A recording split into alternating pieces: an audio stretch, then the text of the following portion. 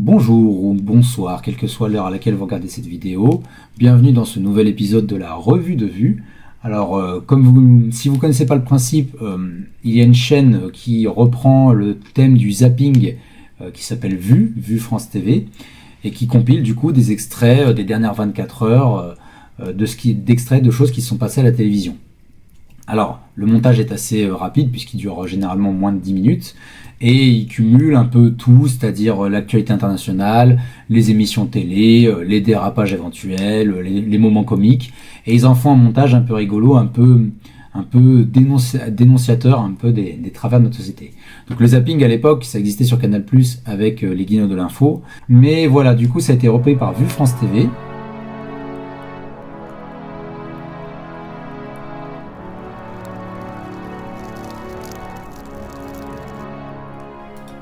Et donc on va se regarder cet épisode donc, que je n'ai pas vu, qui s'appelle Pro-climato-sceptique. Ça on le savait, mais juste on essaye de savoir quelle dinguerie va sortir encore. Et on va essayer d'amener des contre-discours. Allez, si vous êtes prêts, c'est parti.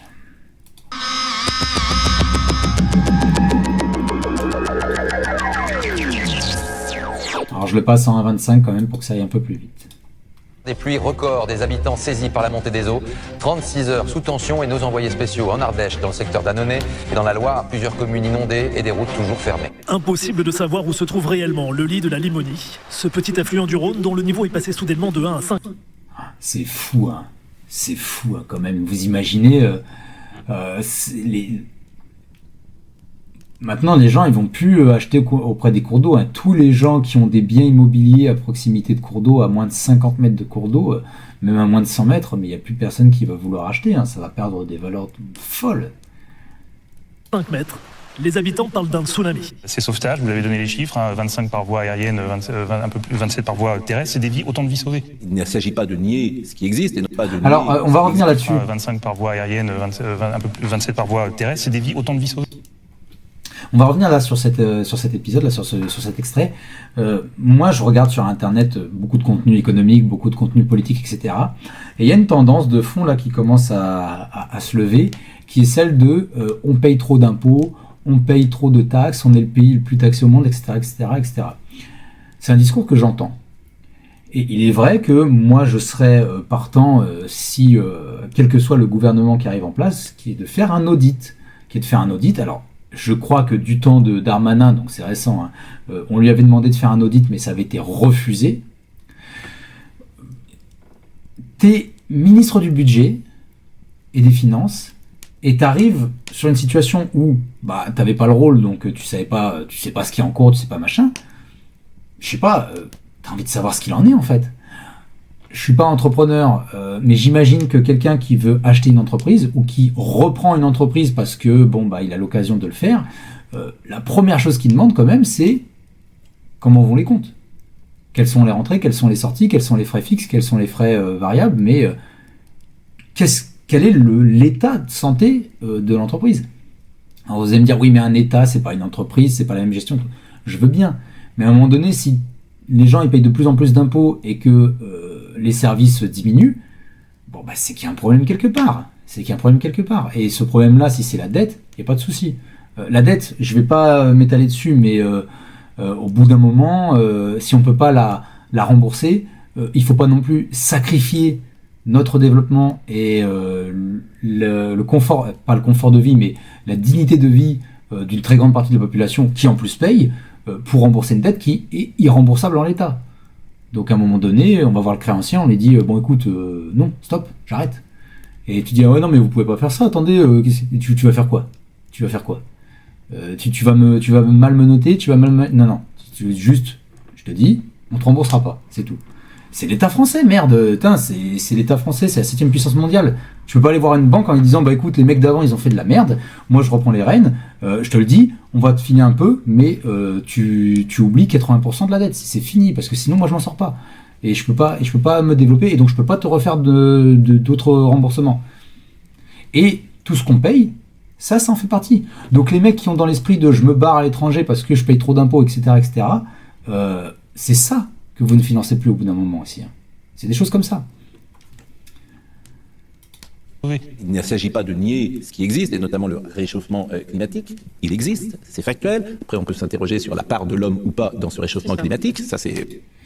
Bah, là, même non, j'ai même plus envie de m'interroger sur la part de l'homme, parce que les mecs, ils disent, oui, mais il y a 5000 ans, 10 000 ans, 15 000 ans, il y avait déjà des cycles et tout. Ouais, mais il y a 5000 ans, 10 000 ans, 15 000 ans, il n'y avait pas de civilisation comme on a aujourd'hui.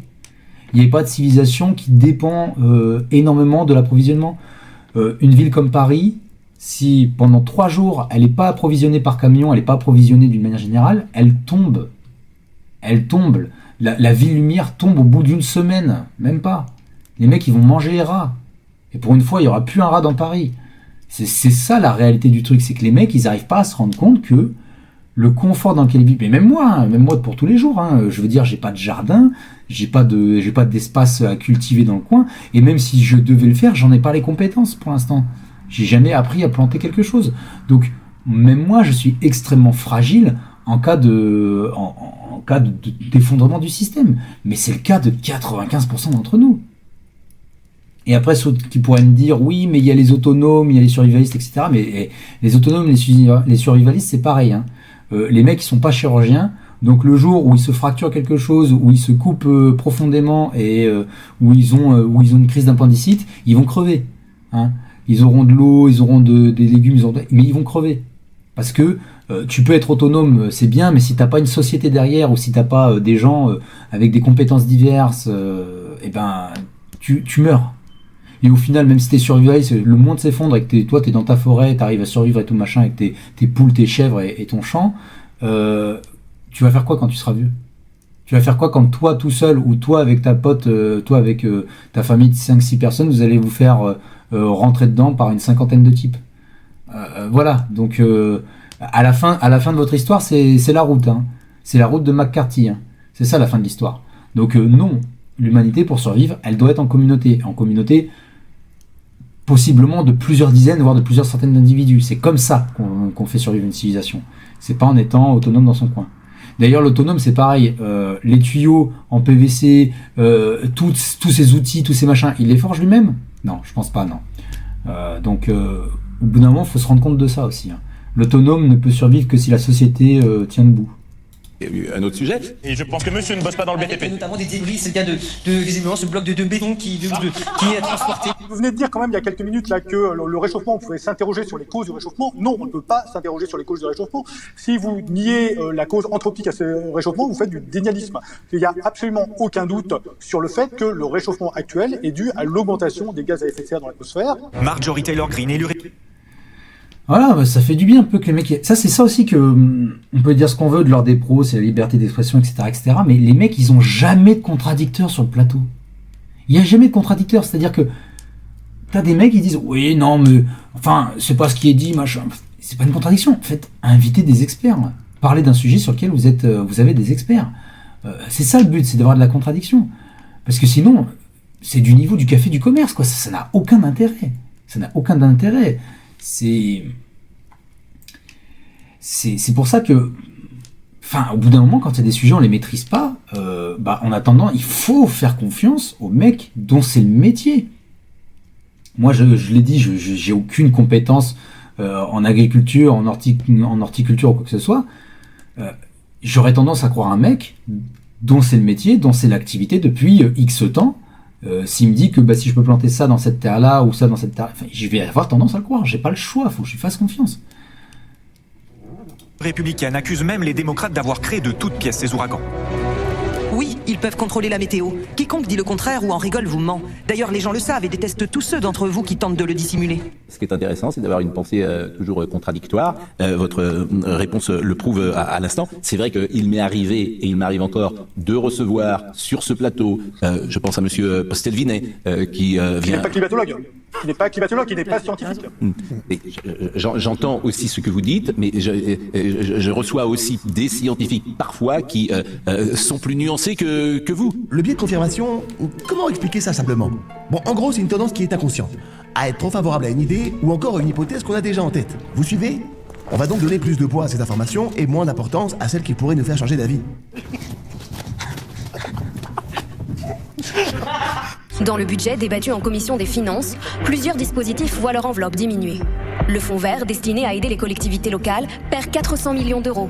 Moins 500 millions pour l'électrification des véhicules. Est-ce que les transports en commun, finalement, vaut mieux avoir un bus avec 60 personnes dedans que 60 bagnoles ou même 30 bagnoles avec 2 personnes dedans. Pourquoi ? Parce que, in fine, et je pense que de toute façon c'est obligatoire à l'avenir, et d'ailleurs ça se voit de plus en plus dans les grandes villes, que la voiture n'y a plus réellement sa place, et en plus, pour une raison que je n'arrive pas à saisir, les constructeurs automobiles font des bagnoles de plus en plus grosses, alors qu'au contraire, il faudrait réussir à optimiser l'espace. Alors, faut pas non plus faire des Playmobil, mais je veux dire, enfin, une voiture de la taille d'une AX, même si c'est pas un moteur électrique, il doit y avoir moyen de faire quelque chose. Je sais pas, je vais pas m'exprimer plus là-dessus. Mais si tu veux électrifier des véhicules, il faut que ce soit des véhicules de transport en commun. Il faut que tu maximises l'investissement dans le transport en commun ou dans le transport doux en ville, même interville, quand c'est des communes qui se juxtaposent de quelques centaines de mètres de route. Mais il faut faire ça, quoi, parce que si tu développes pas ça, c'est mort. C'est ça qu'il faut développer. Et donc voilà, on va prendre du retard parce que on a une politique de l'offre en disant que on vous réduit vos impôts aux entreprises, aux plus riches, et puis vous allez consommer dans le pays. Mais en quoi ça les intéresse, les gens ? Ils sont déjà riches en France. Si tu leur donnes plus d'argent, qu'est-ce qui va se passer ? Ils vont le placer, ils savent pas quoi en faire, ils sont déjà riches. Il y a aucun intérêt à dire à un riche, on t'en file encore plus, surtout s'il n'y a pas d'obligation. Alors que là, le riche, ok, il paye beaucoup d'impôts, mais t'es pas content de payer beaucoup d'impôts dans un pays où la plupart des gens se déplacent proprement, où t'as une bonne police, où t'as une bonne justice. Les mecs, ils veulent la justice, ils veulent pas la payer. Ils veulent des contrôles aux frontières, ils veulent pas payer des fonctionnaires. Ils veulent des entreprises et des industrialisations, mais ils investissent dans des boîtes qui font de la délocalisation. C'est incompréhensible, quoi. Ça n'a pas de fin, leur histoire. 14,5% de la population sous le seuil de pauvreté, c'est l'un des taux les plus élevés de ces 25 dernières années. 11 millions de personnes. Être pauvre dans cette définition, c'est vivre chaque mois avec moins de 1200 euros pour une personne seule, moins de 2500 pour un couple avec 2 jeunes enfants. Et si on abaisse ce seuil à 960 euros par mois, on bascule dans la... Moins de 2500 pour 2 personnes avec 2 jeunes enfants. Ah la vache. Abonnez-vous, 99 centimes par mois. Grande pauvreté, 2 millions de personnes environ sont en situation de grande pauvreté en France. Moi, j'aimerais bien savoir quand est-ce qu'on doit absolument tenir compte de l'opinion publique et quand est-ce qu'il ne faut surtout pas en tenir compte. Par exemple, dans la question des retraites, il ne faut surtout pas tenir compte de l'opinion publique. Dans la question de l'immigration, il faudrait au contraire en tenir compte absolument. J'aimerais bien savoir quel est le critère qui fait que selon les thèmes, selon les sujets, c'est l'opinion publique qui dicte sa loi, ou en tout cas à travers des sondages d'opinion. Là, c'est intéressant ce qu'il dit. Parce que, par exemple, aujourd'hui, vous avez des camps de la droite ou de l'extrême droite qui disent « Oui, il faudrait faire des référendums sur ces sujets ». Et François Bégodeau, il avait tiqué sur le truc dans une interview avec, je crois que ça s'appelle les Incorruptibles, c'est ça ? Ou les Incorrectibles, voilà, cette émission-là. Et donc Bégodeau y était allé, il avait dit « C'est marrant parce que la droite et l'extrême droite, ils demandent toujours à faire des référendums et à donner la parole au peuple quand il s'agit de l'immigration, de la sécurité ou tout ça. Par contre, quand il s'agit, ou de la peine de mort, par exemple, par contre, quand il s'agit des retraites, on ne demande pas l'avis à la population. La droite et l'extrême droite ne demandent pas l'avis à la population. Quand il s'agit de savoir s'il faut financer plus nos services publics et s'il faut taxer davantage les entreprises qui font de la fraude fiscale, on ne demande pas l'avis à la population. Donc là, il soulève un point intéressant. Vous allez voir que quand on vous dit on va faire appel au peuple pour avoir son avis sur telle ou telle question, souvent c'est sur des questions qui n'ont pas un grand intérêt direct pour le peuple. Par exemple, vous dites oui, en France on va mettre la peine de mort. Ok, super. On l'a eu pendant 2000 ans la peine de mort. Ça changeait rien. Ça n'a pas empêché des mecs de tuer des rois. Ça n'a pas empêché. Et puis alors la peine de mort, fallait savoir à qui on l'appliquait aussi. Moi, j'ai lu un livre d'Alec Mellor sur la torture. Il y a des tas de gens qui déjà, faut faire une enquête, faut trouver les mecs. Et puis, il y a des tas de gens qui ne faisaient pas appel jusqu'à la peine de mort, mais faisaient plutôt appel à la torture dans le cadre judiciaire. pourquoi est-ce qu'on... Enfin, si on est prêt à mettre la peine de mort, mais pourquoi est-ce qu'on ne mettrait pas la torture dans ce cas-là? Enfin, je veux dire, allons au bout du truc. Coupons la main à un voleur qui est pris sur le fait. Hein. Je veux dire, c'est... Enfin, si une civilisation elle est prête à remettre la peine de mort, ben, on peut commencer avec des dégradations. Hein, il n'y a pas de problème. Enfin, je veux dire, mais il faut aller au bout du truc. Qu'est-ce qu'on va faire, par exemple, à un mec qui a fraudé le fisc? On le fout à poil. On le fout à poil et on lui retire tout son fric et on lui fait avaler du plomb fondu ou de l'or fondu. Allons au bout du truc, quoi. Je veux dire, en fait, voilà, les gens, ils ont pas de réflexion. Ils jouent sur l'émotion et puis ils vont pas au bout de l'idée. Mais si tu vas au bout de l'idée, enfin, on peut très vite aller très loin. Il y a pas de problème.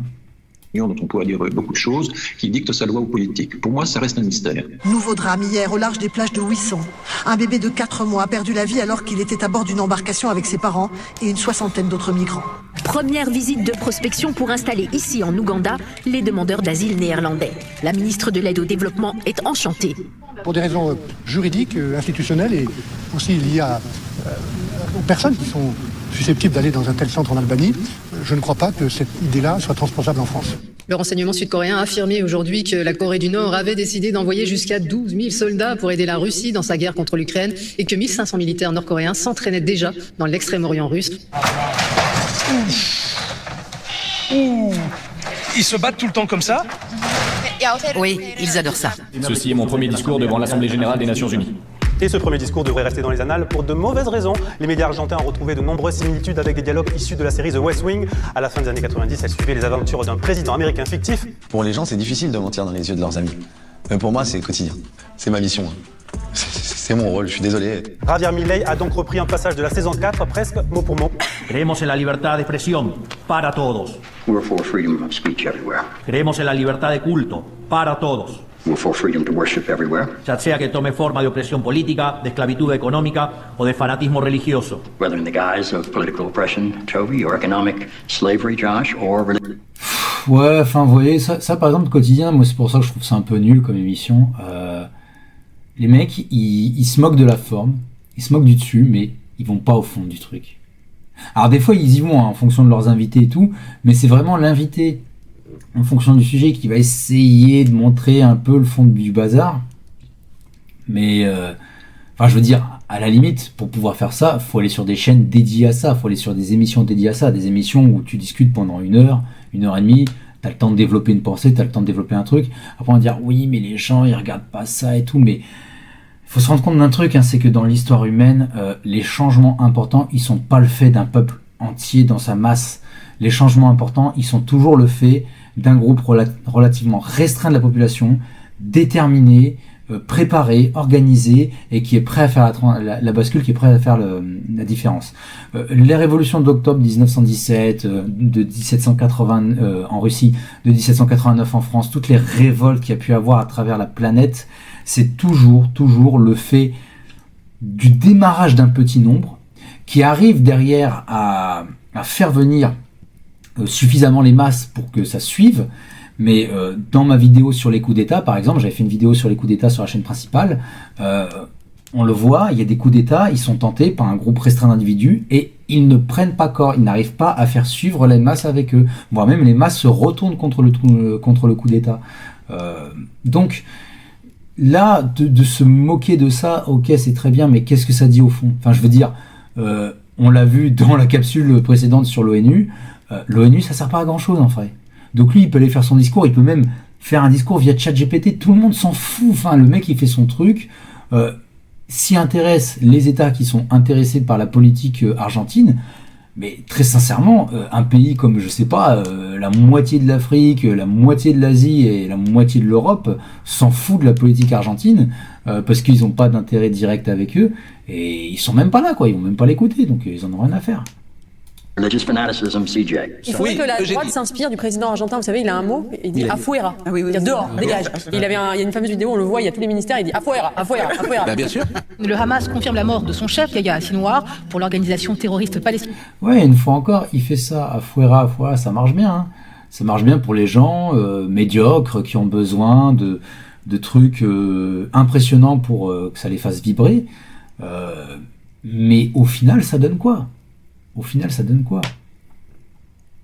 Je sais pas quelle est la situation en Argentine en ce moment, mais j'espère que ça l'est suffisamment pour que les Argentins soient actuellement, aujourd'hui, dans leur grande majorité, dans des conditions de vie dignes, j'espère.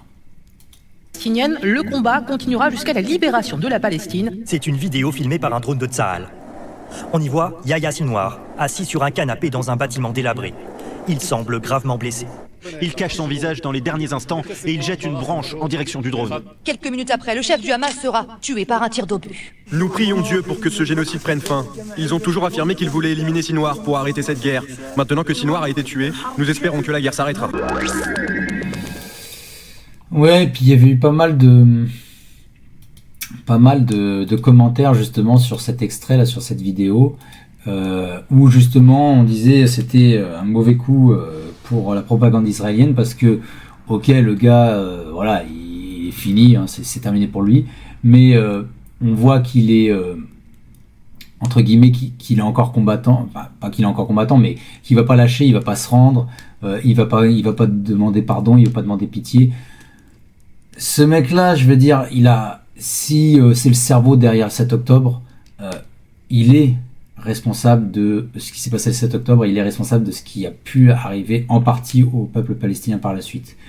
Maintenant, comme nous, on est des gens intelligents, on se dit que, est-ce que ce mec-là, dans un multivers où Israël et un État palestinien font la paix, se développent ensemble, font des partenariats, arrive à créer une espèce de communauté binationale, est-ce que ce mec-là serait pas prof des écoles, serait pas médecin, serait pas éboueur, serait pas manager d'un restaurant quelconque? Vous voyez ce que je veux dire? En fait, les gens deviennent ce qu'ils deviennent le plus souvent parce qu'ils sont déterminés par leur environnement. Là, il y a cette fameuse arithmétique de la rébellion qui avait été développée chez Thinkerview, mais il faudrait que je fasse une vidéo dessus un jour. L'arithmétique de la rébellion fait que quand Israël, l'État israélien, l'armée israélienne attaque une zone pour en tuer des terroristes, mais que dans l'attaque, ils font une dizaine de morts collatéraux, qui sont des civils, qui n'ont rien demandé, qui n'ont rien à voir avec les terroristes, et ben les familles de ces victimes collatérales, elles crient vengeance. Et donc, tu as tué 3 terroristes, tu as tué 10 civils. Sur les 10 civils que tu as tués, tu vas peut-être recréer derrière 4, 5, 6 terroristes. Parce que les mecs se sont dit, mon père est mort pour rien, je vais le venger. Et donc, tu as tué 3 terroristes, tu en as créé 5, 6 autres derrière, dans les 15 ans à venir. Vous voyez, c'est pour ça qu'on dit que la guerre n'a pas de fin. Elle s'arrête où? La vengeance, ça n'a pas de fin. Et donc, in fine, 15 ans plus tard, les jeunes qui seront devenus adultes et qui vont faire une attaque suicide dans je ne sais pas quel quartier israélien, va créer aussi des victimes collatérales dont les enfants vont vouloir se venger, etc., etc., etc. Ça s'arrête jamais. Donc voilà, cette nouvelle revue de vue est faite. Si vous souhaitez...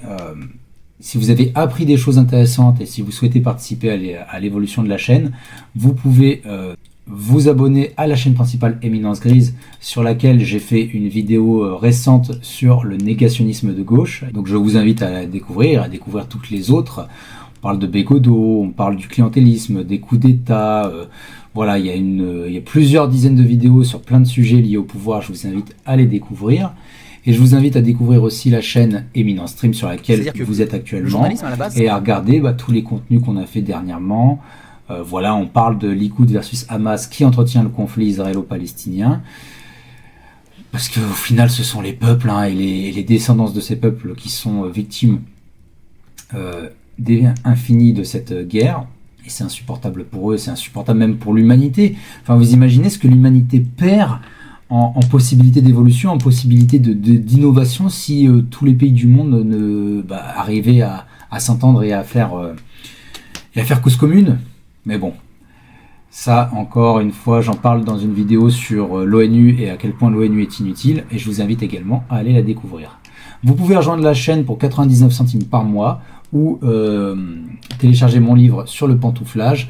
Je vous mets le lien en description.